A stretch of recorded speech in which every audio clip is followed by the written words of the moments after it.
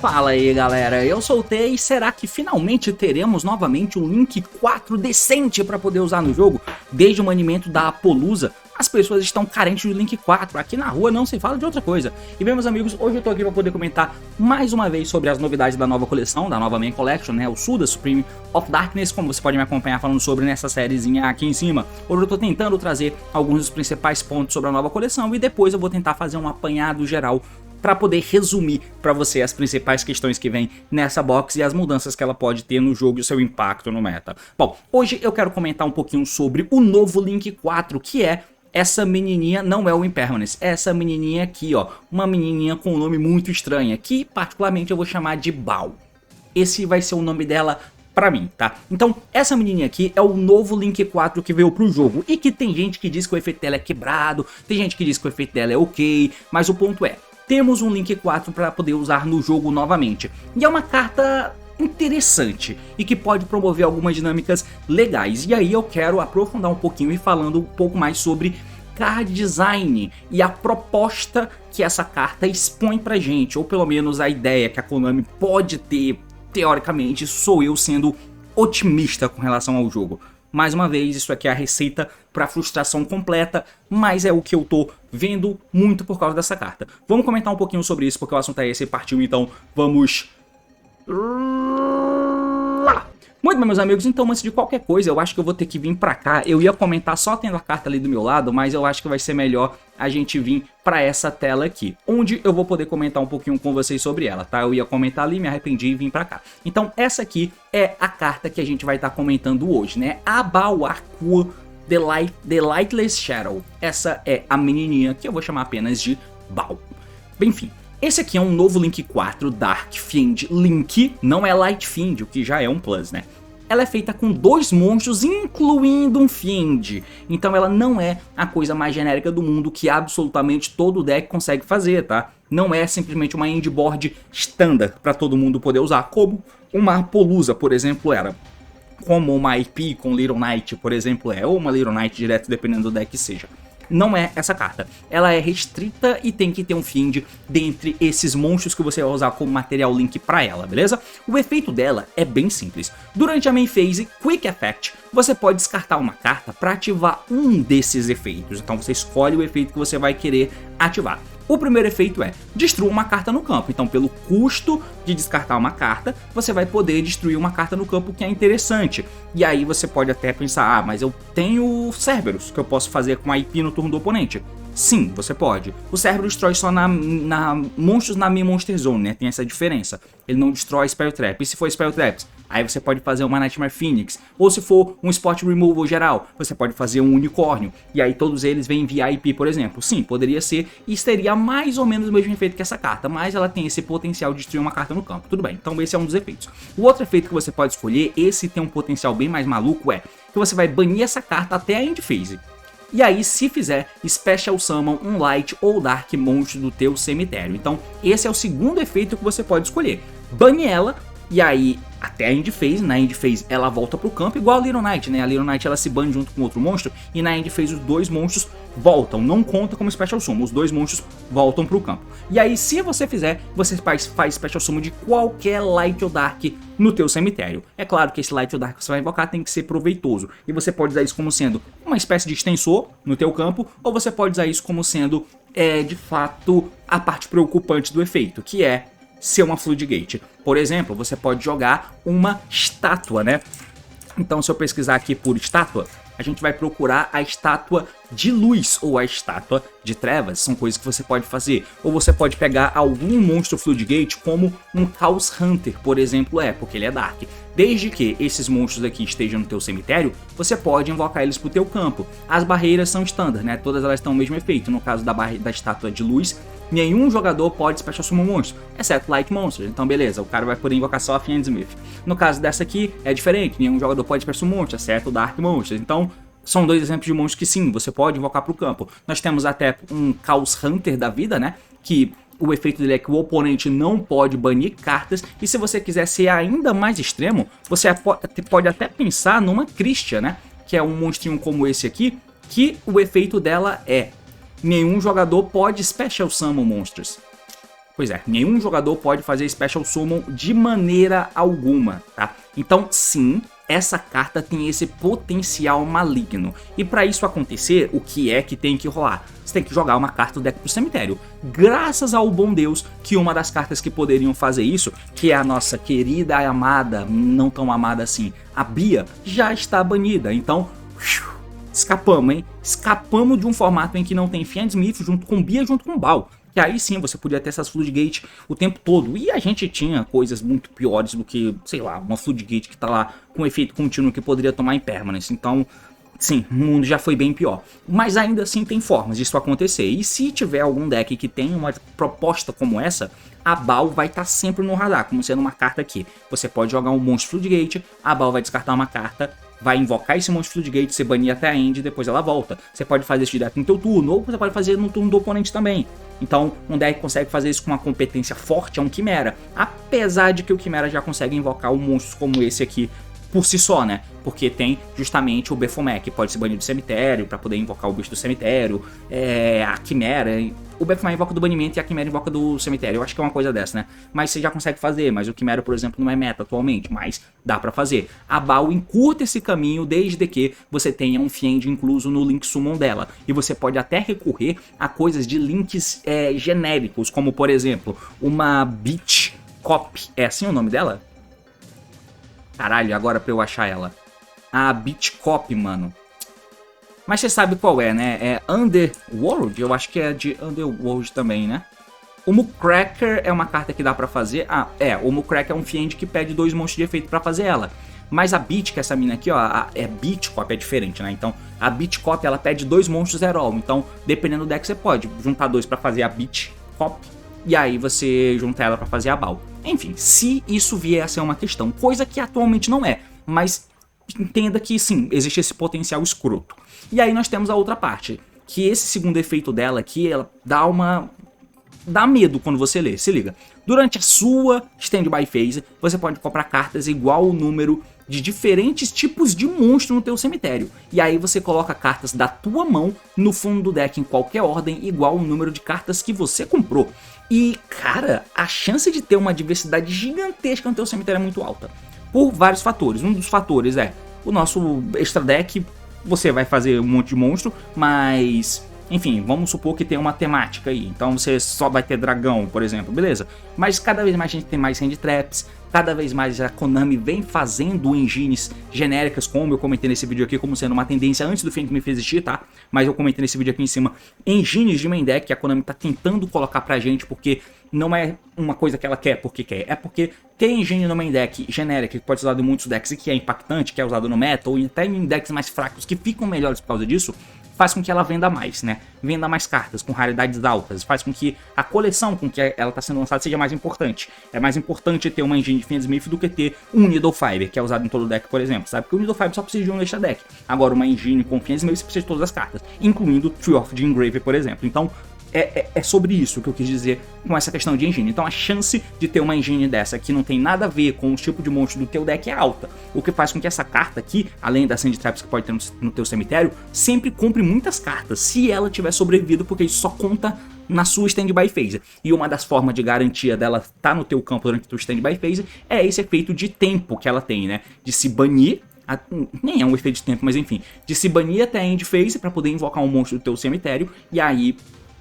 ela voltaria na end phase do turno do oponente, e no teu turno, na tua standby, você poderia comprar uma cacetada de cartas. Mas esse efeito aqui eu quero deixar um adendo sobre ele, né? Esse efeito aqui pode parecer um pouco escroto, e ele seria mais escroto se isso rolasse na standby do oponente. Se rolasse na standby do oponente, você fez ela ficou no campo.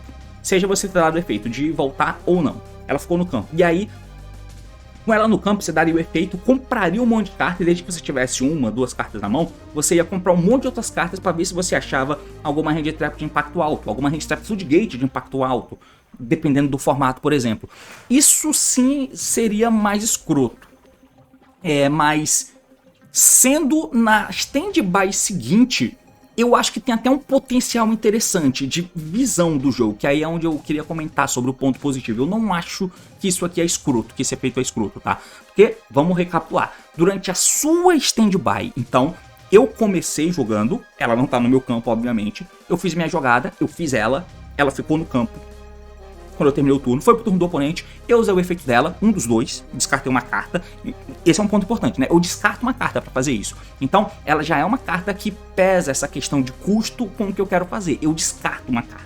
Se eu, no meu turno que tiver ainda, eu descartei uma carta pra reviver um bicho, pra eu ter dois diferentes, e no turno do oponente eu descartei outra carta pra interagir com o oponente, eu já gastei um recurso pra poder interagir, para poder usar o efeito dela, o que é algo que atualmente nem os Exceeds têm, saca? Uma coisa que o Exceed tinha teoricamente é você ter dois monstros que você coloca um embaixo do outro para fazer a carta preta em cima, e a carta preta só tem efeitos enquanto ela tiver materiais.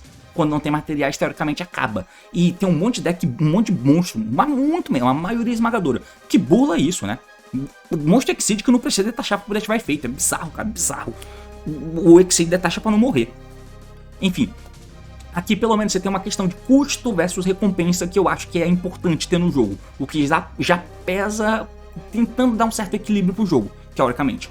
Mas, e aí acontecendo tudo isso, ela ficou no campo ou ela fugiu para poder voltar depois, chegou na minha stand-by, aí ela vai comprar cartas. Ela pode comprar muitas, tá? Vamos supor que eu tenha 5 tipos diferentes de monstros no meu cemitério. E eu comecei o turno com 2 cartas e mais a draw. E eu tenho 5 tipos diferentes de monstro no meu cemitério. Ela vai dar efeito e vai comprar 5 cartas. Com as 3 que eu já tinha, eu tenho 8 cartas na minha mão. E aí eu volto 5 pro meu deck. Isso aqui é interessante, eu acho, porque você vai estar filtrando a tua mão para você ter uma melhor chance de ter cartas interessantes para tentar jogar para cima da mesa que o oponente tentou quebrar. O oponente, você fez a tua mesa e passou pro oponente. O oponente tentou jogar e tentou quebrar a tua mesa. Ele fez isso, mas a Bal ficou, seja porque ela fugiu e voltou, por exemplo. E aí deixou, obviamente, um monstro no lugar que vai servir pra interagir com o oponente. Beleza, é o melhor cenário possível, né? E aí o cara jogou e tentou estabelecer uma board. Eu vou comprar essas cartas e eu vou tentar jogar pra cima do que ele fez.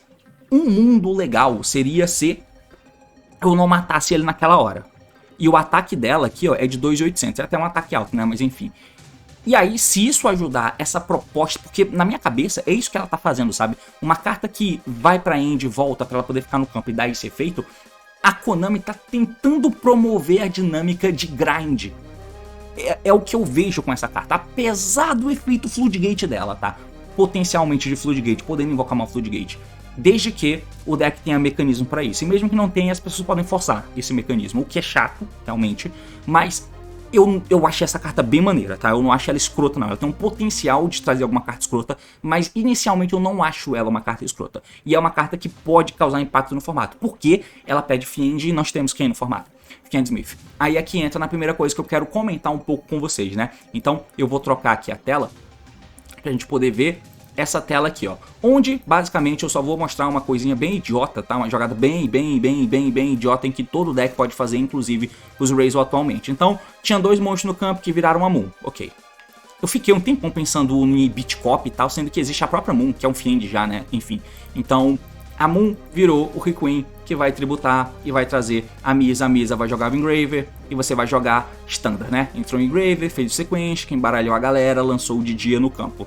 Ok, no momento, uma coisa que a gente pode fazer, indo segundo, por exemplo, ou então não, ou então você tem Misa e quer separar interações, você pode linkar os dois para poder fazer o Agnus, né? Fazer o Agnus Day. É claro que a preferência é que tenha mais monstros no cemitério, mas só desse jeito aqui, por exemplo, caiu de dia no cemitério e eu tô jogando o segundo, por exemplo, ou tomei um Nibiru, sei lá, o DJ vai poder embaralhar o sequência e matar uma carta do cara. Isso já justifica o giro de fazer Agnus Day, por exemplo.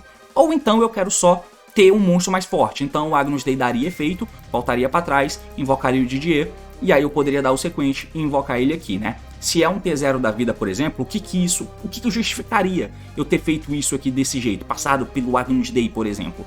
Justificaria só eu ter o DJ mais forte e eu ter ele com mais negações ao mesmo tempo, o que dificilmente cola. Mas indo segundo, por exemplo, faz mais sentido, porque ele fica forte com o Agnus Day aqui do lado e o DJ caiu no cemitério podendo ter embaralhado sequência para matar uma carta do cara. Tudo bem.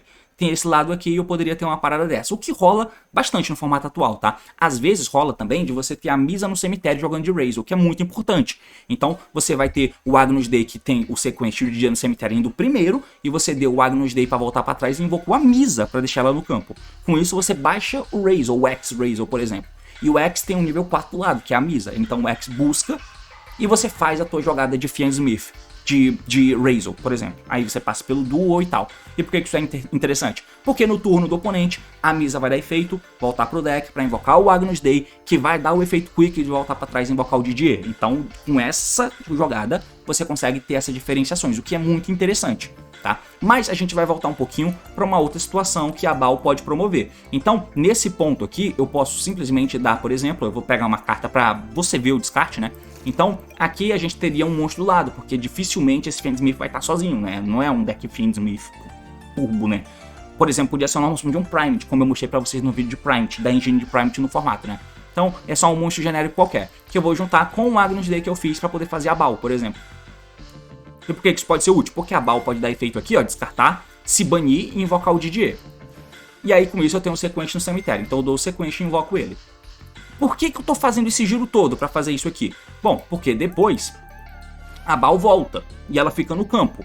E agora, ao invés de eu ter só o Didier nesse exemplo que eu te mostrei, eu tenho o plus de ter a BAL no campo também. E essa BAL no campo significa que eu vou poder dar o efeito dela e descartar uma carta para matar uma carta do oponente, que é uma interação interessante. Se ela ficar no campo no outro turno, eu vou comprar cartas. Nesse exemplo aqui, eu vou ter Fiend e Zombie. Então eu compraria 2 cartas e embaralharia 2 cartas da minha mão no deck, por exemplo. Ou então, se algo acontecer com o Didier antes dele poder dar efeito, eu deixo, a BAL vai trazer de volta o Didier. Nesse caso não vai ser porque ela não vai ter equipamento, né? Eu vou trazer de volta o Agnus Dei, né? O Agnus Dei vai dar efeito e ir pra trás e invocar o Didier, por exemplo. Então, eu consigo até potencialmente fazer uma coisa com Board Breakers. Se um Board Breaker foi dado aqui, ou se um Board Breaker foi dado no... Como é que é o nome dele, cara? Se o Board Breaker foi dado no Dead Nader, eu posso também fazer a BAL, Dead Nader matando ele mesmo. A BAL descarta uma carta, se bane, invoca de volta o Dead Nader, que vai entrar dando efeito e atachando material embaixo dele, por exemplo. E se isso acontecer, na minha standby a BAL volta e ela fica aqui no campo e eu compro cartas e ela tem 2.800 e eu posso descartar para matar mais uma carta do oponente. Então é uma carta que promove interações de grind, o que eu acho interessante. Eu acho que é uma carta que dá esse recado pra gente, sabe? Apesar dela ter esse potencial de Floodgate, o que se começar a ser explorado eu vou ficar realmente muito puto, mas inicialmente não é o ar que ela me dá. Assim como o Magna me deu essa perspectiva de algum momento, sabe? De ser uma carta que pega na end phase. É um efeito que pega na end que torna-se relevante, sabe? Então, são cartas que tentam promover dinâmicas de grind. Algo que nós estamos vendo no formato atual. Então, não sei, eu acho que a BAL ela é uma carta interessante agora, mas como estamos jogando TCG, talvez a gente veja profanações sendo feitas em volta dela. Mas eu acho que é mais uma dinâmica de carta que tira a carta do oponente, que ganha tempo, que vai e deixa alguma carta boa no lugar, e depois ela volta. E depois ela vai e deixa uma carta boa no lugar, e depois ela volta. Até que eventualmente esse vai e volta dela farma recurso e você consegue matar. O que eu vejo com positividade. Eu espero que o uso dela não seja a escrotidão de jogar uma Floodgate e reviver. Mas é uma carta que eu vejo um potencial legal de uma direção interessante do jogo. Eu não olho pro lado dela de ser uma carta que pode comprar um monte de carta absurda. O cara já jogou primeiro, o cara já teve a chance de jogar primeiro, né? O que no Yu-Gi-Oh! Tem muita vantagem. E se ela sobreviver, ela ainda vai comprar um monte de carta pra poder comer o cu do coitado que tá indo segundo. Tem essa perspectiva, o que eu acho até justo de se imaginar. Mas enfim, não sei, de alguma forma, essa é a visão que eu tenho dessa carta. Eu posso quebrar a cara muito em breve, mas é basicamente isso. Valeu, falou meus amigos e até mais.